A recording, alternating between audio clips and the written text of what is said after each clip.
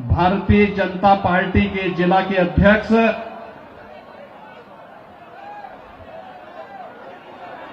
श्री राम सिया शरण जी, लोकप्रिय सांसद श्री योगेंद्र चंदौलिया जी, भारतीय जनता पार्टी के लोकप्रिय प्रत्याशी श्री बजरंग शुक्ला जी, जिला प्रभारी श्री योगेश आत्रे जी, विधानसभा प्रभारी विनोद भारद्वाज जी, लोकेश प्रजापति जी, मंच पर उपस्थित भारतीय जनता पार्टी के सभी पदाधिकारीगण,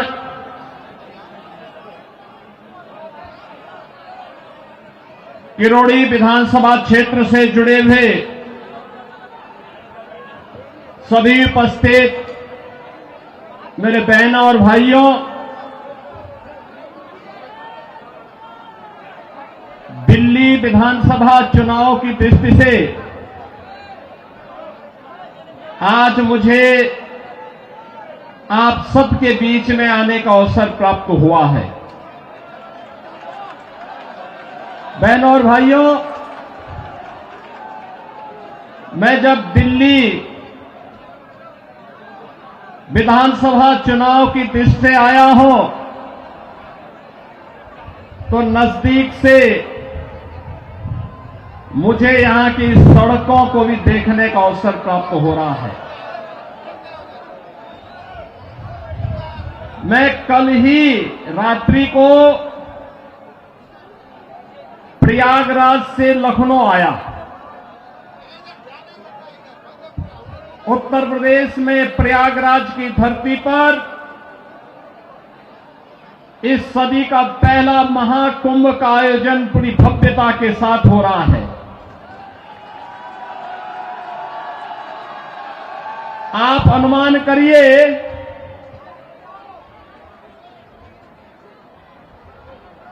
तेरह जनवरी से पौष पूर्णिमा से और आज 23 जनवरी तक इन 10 दिनों में 10 करोड़ श्रद्धालुओं ने प्रयागराज में मां गंगा, मां यमुना और मां सरस्वती के त्रिवेणी के संगम में पावन स्नान करके पुण्य के भागीदार बने हैं। आप प्रयागराज में जाएंगे तो अच्छी शानदार सड़कें मिलेंगी, कहीं गंदगी नजर नहीं आएगा, बिजली पूरी मिलेगी,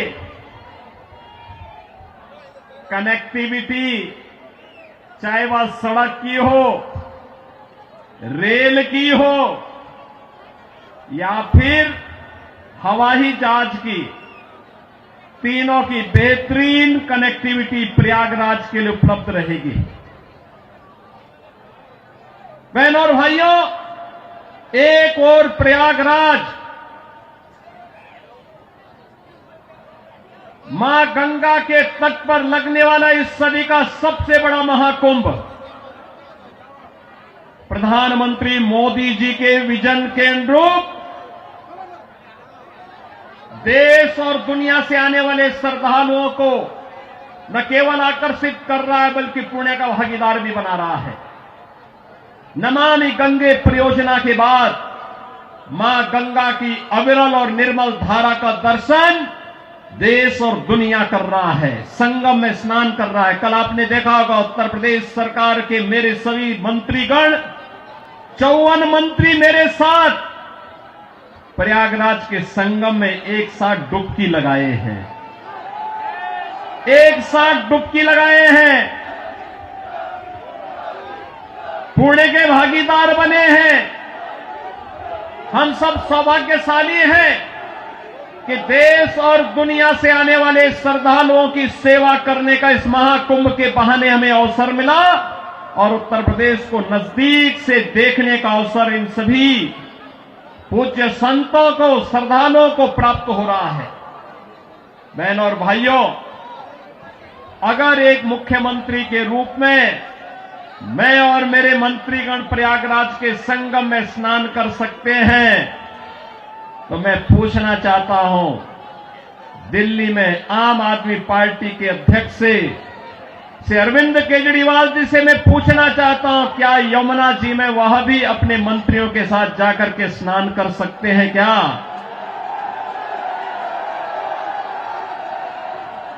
अगर उनमें नैतिक साहस है तो उनको इसका जवाब देना चाहिए।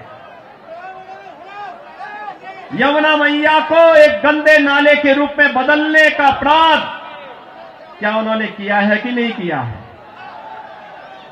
और अगर वह व्यक्ति इस बात का अपराधी है तो फिर मुझे नहीं लगता है कि जिस जनता जनार्दन की इस अदालत में उन्हें कोई माफी दी जानी चाहिए। वो माफी के हकदार नहीं हो सकते। बहनों और भाइयों, आज जब हम लोग दिल्ली की स्थिति को देख रहे हैं, ये राष्ट्रीय राजधानी है और राष्ट्रीय राजधानी में एनडीएमसी के क्षेत्र को छोड़ दें, शेष दिल्ली में क्या स्थिति है सड़कों की, शेष दिल्ली में क्या स्थिति है सीवर की, शेष दिल्ली में क्या स्थिति है स्वच्छता की और क्या स्थिति है पेयजल की। ये बुनियादी सुविधाएं होती हैं, ये बुनियादी सुविधाएं होती, हर नागरिक का अधिकार होता है इन सभी सुविधाओं पर। याद करिए, आज से एक दशक पहले तक लोग याद करते थे, सुविधा प्राप्त करने के लिए दिल्ली आने की बात करते थे, सुविधाओं के लिए दिल्ली आते थे। अच्छी सड़क देखनी हो, मॉडल देखना हो, मेट्रो का मॉडल जो सरदार अटल बिहारी वाजपेयी जी ने प्रारंभ किया था, उसे देखने के लिए पूरा देश दिल्ली आता था। सड़कों की बात होती थी, दिल्ली आता था। स्वच्छता की बात होती थी, दिल्ली आता था। कोई नया कार्य होता था, उसको देखने के लिए लोग दिल्ली आते थे। लेकिन बहनों और भाइयों, आज क्या स्थिति है, क्या बना दिया है? सड़क पे गड्ढा है या गड्ढे में सड़क है, कोई पता ही नहीं लग रहा है। मैं जब से चल रहा हूं यही दिल्ली के अंदर देख रहा हूं। बहनों और भाइयों, ये हमने खिलवाड़ करने की छूट एक व्यक्ति को और उनके गिरोह को क्यों दे दी है? स्वच्छता की स्थिति कितनी दुर्गतिपूर्ण है। कूड़ा का ढेर पड़ा हुआ है, गंदगी का ढेर पड़ा हुआ है। दिल्ली राष्ट्रीय राजधानी के अंदर इस प्रकार की दुर्गति हो, सीवर बह रहा सड़कों पर, हमारे वाहनों को भी उसी सीवर के बहते हुए सीवर से गुजरना पड़ा। और अभी तो पेयजल का भीषण संकट आने वाला है।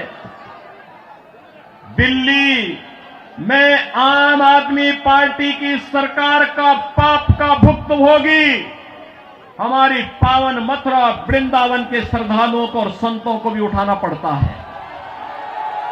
वहां मां गंगा एक गंदे नाले में बदल करके जाती है। जब भी नमामि गंगे परियोजना के अंतर्गत मां यमुना की शुद्धता की बात आई, स्वच्छता की बात आई, तो अरविंद केजरीवाल एंड कंपनी ने कोई सहयोग नहीं किया।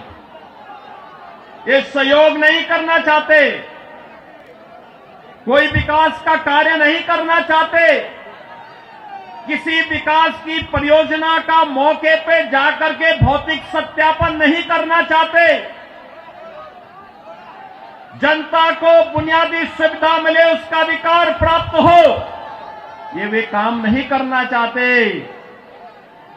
इनका तो एक ही कार्य है, प्रातः काल होते ही सोशल मीडिया पर झूठे ट्वीट करना, झूठी फिल्मों का प्रदर्शन करना, झूठे प्रेस वक्तव्य और प्रेस वार्ता के माध्यम से केवल गुमराह करने वाले वक्तव्यों को देना।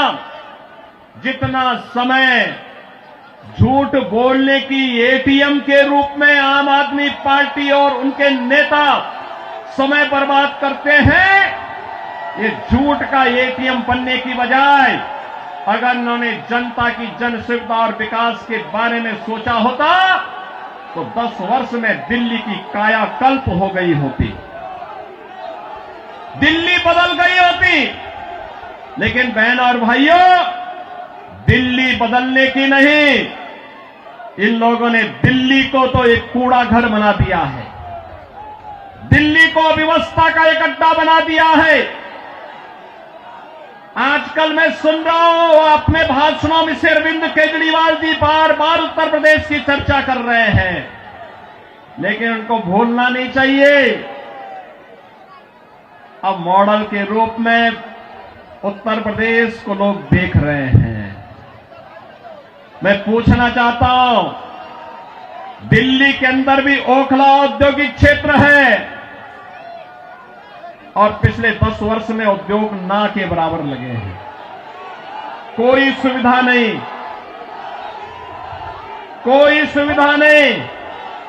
आम आदमी पार्टी ने एक सुनियोजित साजिश के अंतर्गत ओखला दिल्ली के अंदर उद्योग तो नहीं लगने दिए, कोई रुचि भी नहीं ली, लेकिन इसमें बांग्लादेशी घुसपैठियों को, रोहिंग्या को जरूर बसाने का काम किया है।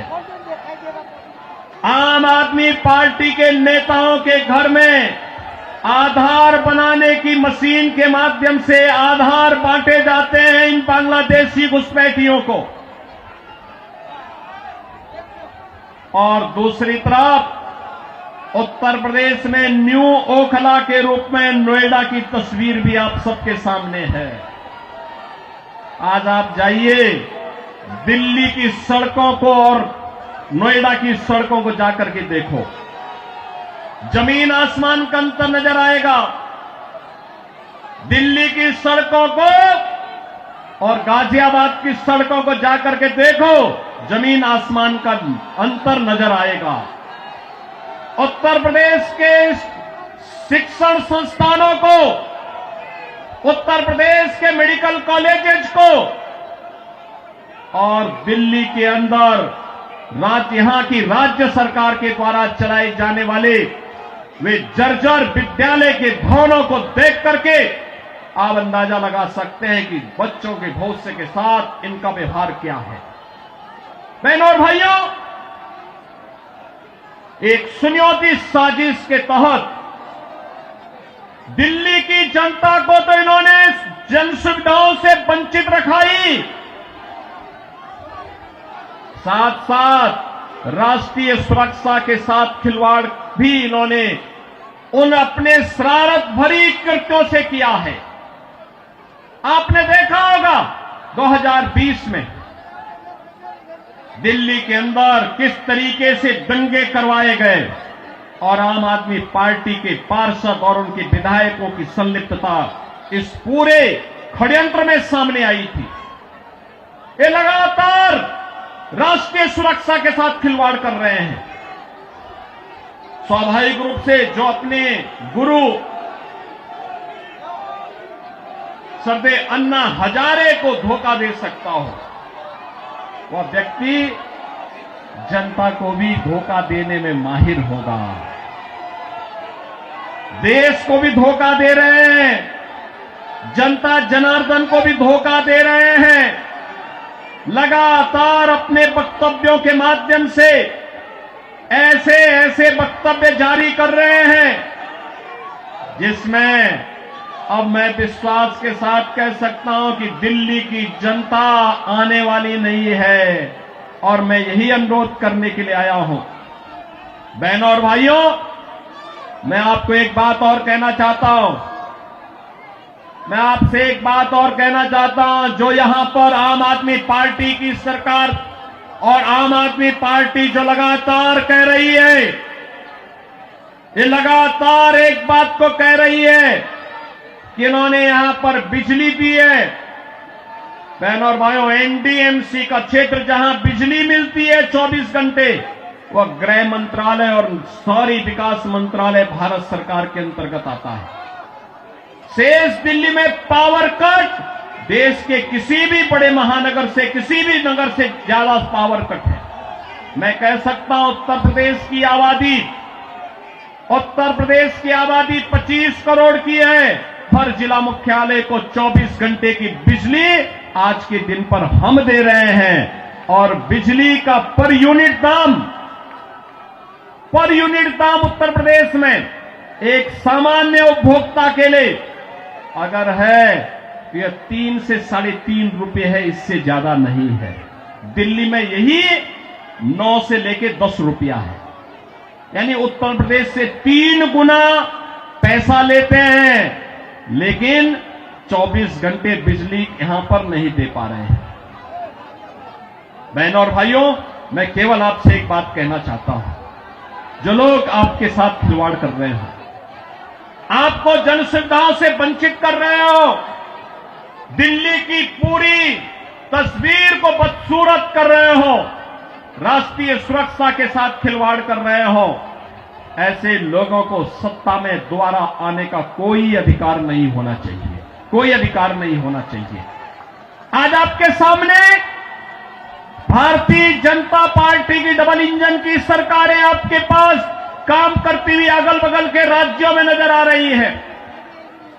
उत्तर प्रदेश है, हरियाणा है, राजस्थान है, मध्य प्रदेश है, छत्तीसगढ़ है। इन सभी राज्यों में जाकर के देखो।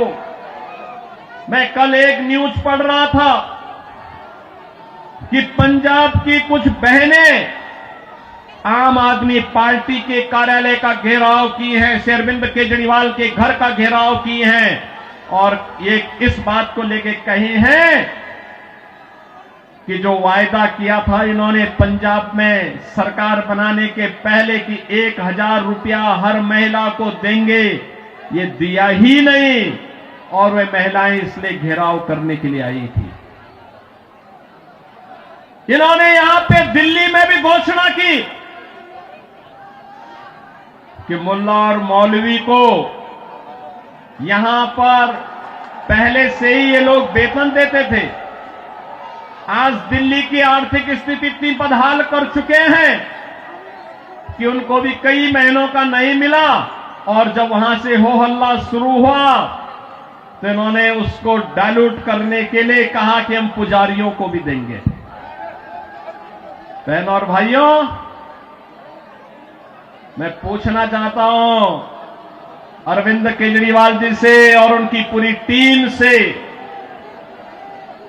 क्या किसी मंदिर के सुंदरीकरण की कार्य योजना को उन्होंने कभी आगे बढ़ाया? कभी बढ़ाया? मॉडल देखना हो तो आइए काशी में काशी विश्वनाथ धाम को देखिए। मॉडल देखना हो अयोध्या में श्री राम जन्मभूमि पर भगवान राम के भव्य मंदिर के मॉडल को देखो। मॉडल देखना हो तो प्रयागराज में आइए। प्रयागराज में महाकुंभ के आयोजन स्थल को देखो। आस्था का सम्मान ऐसे होता है। 1000 से अधिक ऐसे विरासत से जुड़े हुए धार्मिक और आध्यात्मिक स्थलों के पुनरुद्धार और सुंदरीकरण का कार्य के लिए उत्तर प्रदेश के अंदर चल रहा है या पूरा हो चुका है। बहनों और भाइयों, यहां पर आम आदमी पार्टी आपकी भावनाओं के साथ खिलवाड़ कर रही है, लेकिन वे भत्ता देने की बात और मानदेय देने की बात करते समय भूल गए कि उन्होंने बौद्ध मठों से जुड़े हुए भंतों को छोड़ दिया है। बनते भी पाए इसकी उनको चिंता नहीं। भगवान वाल्मीकि के समय से वाल्मीकि समुदाय से जुड़े हुए तमाम हमारे संत वाल्मीकि मंदिरों में पूजा अर्चना करते हैं, उनको उन्होंने भुला दिया, उनके एजेंडे में कहीं नहीं। आम आदमी पार्टी के एजेंडे में रविदासी मंदिरों के पुजारी नहीं है। यानी आज भी इनकी तुष्टीकरण की जो पॉलिसी चली आ रही है, बांटो और राज करो की पॉलिसी चली आ रही है, वह अभी भी मानदेय और सरकारी पैसे से उस मानदेय या भत्ता देने में भी उसमें ये लोग परहेज नहीं कर पा रहे हैं। और इसीलिए तो मैं आप सबसे कहना चाहूंगा कि बहनों और भाइयों, आज प्रधानमंत्री मोदी जी के नेतृत्व में हम एक नए भारत का दर्शन कर रहे हैं। एक नया भारत अगर हमें काशी में काशी विश्वनाथ का दर्शन कराता है, तो उत्तराखंड में केदारपुरी में भगवान केदारेश्वर का भी भव्य मंदिर का पुनरुद्धार का कार्य वहां चल रहा है। मध्य प्रदेश में महाकाल का महालोक है, तो उत्तर प्रदेश के विंध्यवासिनी में मां विंध्यवासिनी का धाम भी एक नए कॉरिडोर के रूप में विकसित हुआ है। अयोध्या में 500 वर्षों के बाद फिर से रामलला विराजमान हो गए हैं। और इस अवसर पर मैं आप सबसे अपील करना चाहूंगा, यह समय है, जैसे उत्तर प्रदेश डबल इंजन सरकार का लाभ प्राप्त कर रहा है, एक साथ एक स्वर में सभी सरकारें मिल करके विकास को ध्यान में रख करके, युवाओं के भविष्य को ध्यान में रख करके, अन्नदाता किसानों के भविष्य को ध्यान में रख करके, बहन और बेटियों की सुरक्षा को ध्यान में रख करके, व्यापारियों की सुरक्षा को ध्यान में रख करके अपना कार्य कर रही है। ऐसे ही दिल्ली के अंदर भी भारतीय जनता पार्टी नेतृत्व की डबल इंजन सरकार आनी चाहिए, और डबल इंजन सरकार की शुरुआत आपने कर ली है। आपने कर ली है। याद करिए, जब से अरविंद केजरीवाल और उनके मंत्रियों को भ्रष्टाचार के मामले में जेल में बंद किया गया था, जेल से जमानत पे छूटने के बाद इन्होंने कहा था कि जनता जनार्दन फैसला करेगी। अरे जनता जनार्दन ने तो लोकसभा चुनाव में फैसला कर लिया है। दिल्ली में 100% रिजल्ट प्रधानमंत्री मोदी जी के साथ रहा। चंदौलिया जी को आपने यहां से अपना सांसद चुन करके भेजा है, देश की संसद में भेजा है। तो जनता जनार्दन तो अपना फैसला कर ही चुकी है, और इस विधानसभा चुनाव में भी जनता जनार्दन फैसला करने को पूरी तत्परता के साथ खड़ी है। और इसी में मैं आपसे अपील करने के लिए आया हूं कि बहनों और भाइयों, इस किराड़ी विधानसभा क्षेत्र से भारतीय जनता पार्टी ने अपने कर्मठ कार्यकर्ता को, जिनका एक ही ध्येय है, और वह है कि इस किराड़ी विधानसभा क्षेत्र को एक विकसित विधानसभा क्षेत्र के रूप में विकसित करना। यहां के लोकप्रिय सांसद श्री चंदौलिया जी के साथ मिलकर के अच्छी सड़कें देना, सीवर लाइन बिछाना, पेयजल की पुख्ता व्यवस्था करना, स्ट्रीट लाइट को दुरुस्त करना, साफ सफाई और स्वच्छता के मानक पर एक आदर्श विधानसभा के रूप में विकसित होना, बहन और बेटियों को सुरक्षा प्रदान करना, युवाओं के लिए रोजगार के अवसर उपलब्ध करवाना, उत्तम शिक्षा के, उत्तम स्वास्थ्य के केंद्र को बेहतरीन तरीके से, मॉडल तरीके से संचालित करने का कार्य, और इसको करने के लिए यहां पर राम भक्त बजरंग बली के रूप में बजरंग शुक्ला आपके बीच में उपस्थित हैं, भारतीय जनता पार्टी के प्रत्याशी के रूप में। मेरी आप सबसे अपील है कि डबल इंजन सरकार से ही दिल्ली की कायाकल्प होगी, और डबल इंजन सरकार के प्रतिनिधि के रूप में बजरंग शुक्ला को दिल्ली विधानसभा में चुन करके भेजें। आप सब भेजेंगे? भेजेंगे? जनता जनार्दन का आशीर्वाद इस बजरंग शुक्ला को प्राप्त होगा। दोनों हाथ उठा करके अपना आशीर्वाद दे करके बोलिए, जहां तक मेरी आवाज जा रही है, ये घरों के ऊपर भी लोग बैठे हुए हैं, सभी से मेरी अपील है, जहां तक मेरी आवाज जा रही है, घर के ऊपर हो, सड़क हो, अगल बगल हो, जहां तक मेरी आवाज जा रही है, बजरंग शुक्ला को आप आशीर्वाद देंगे? दिल्ली के कूड़े से निजात पाएंगे? ये झूठ बोलने की एटीएम मशीन से मुक्ति पाएंगे? यमुना मैया की शुद्धि के अभियान में सहभागी बनेंगे? तो मेरे साथ बोलेंगे, जय श्री